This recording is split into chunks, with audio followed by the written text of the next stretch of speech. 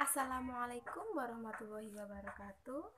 Perkenalkan, saya Putri Handayani, mahasiswa IAIN Jember Prodi PGMI NIM T2018-4046. Di sini saya akan menjelaskan mengenai gejala jiwa.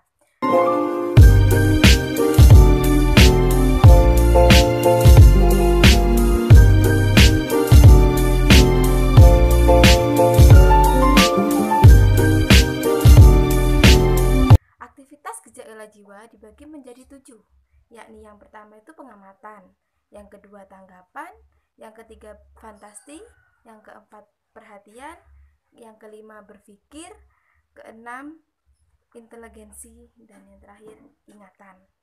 Yang pertama yakni mengenai pengamatan. Apa sih pengamatan itu?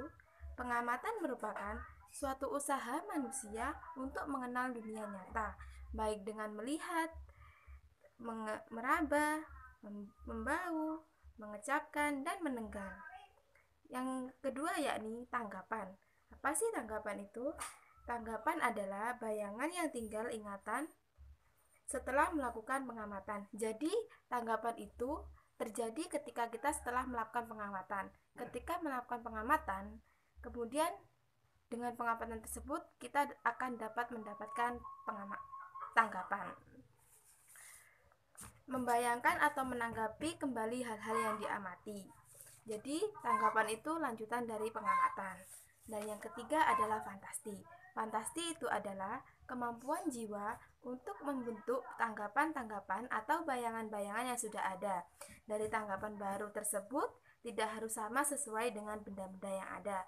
Misalkan ketika kita membayangkan ikan duyung, kemudian kita dibayangkan dengan sosok manusia wanita dengan ekor ikan, dengan badan ikan.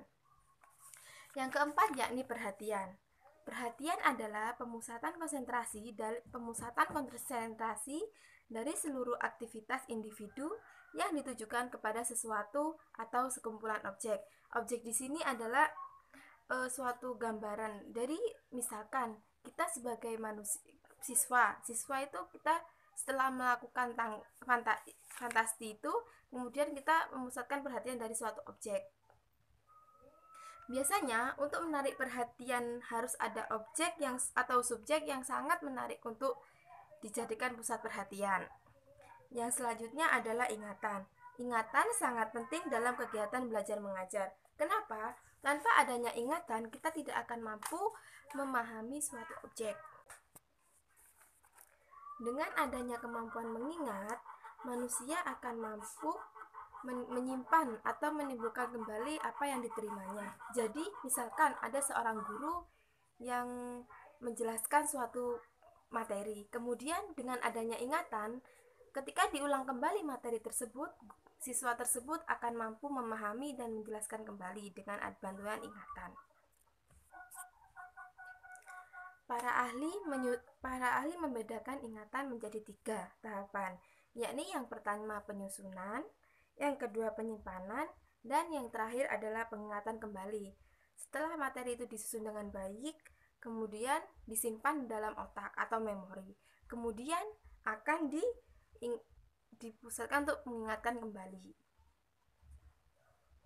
Yang keenam adalah berpikir. Tahapan ini yaitu suatu proses yang menghasilkan. Jadi, dengan berpikir, kita akan mampu menghasilkan sesuatu. Misalkan, ketika guru menjelaskan sesuatu, kemudian dengan adanya berpikir, kita akan menjelaskan kembali dan menambahkan apa yang sudah kita pahami. Seperti itu. Ada 3 komponen menurut Mayer dalam proses berpikir, yakni yang pertama, berpikir adalah aktivitas kognitif. Dan yang kedua adalah berpikir merupakan suatu proses yang melibatkan beberapa manipulasi pengetahuan di dalam sistem kognitif. Dan yang ketiga adalah berpikir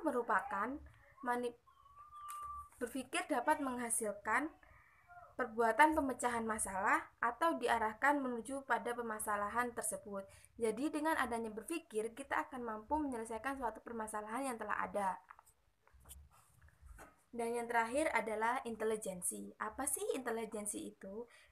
Inteligensi adalah tahapan terakhir dalam proses gejala jiwa, yakni intelijensi adalah daya menyesuaikan diri dengan keadaan baru dengan menggunakan alat-alat berpikir sesuai tujuan.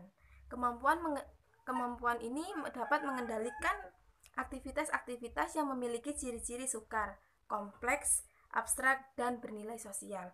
Jadi, intelijensi ini dapat dilakukan untuk menyelesaikan suatu permasalahan yang sangat sukar untuk diselesaikan. Seperti itu. Sekian penjelasan dari saya. Apabila ada kesalahan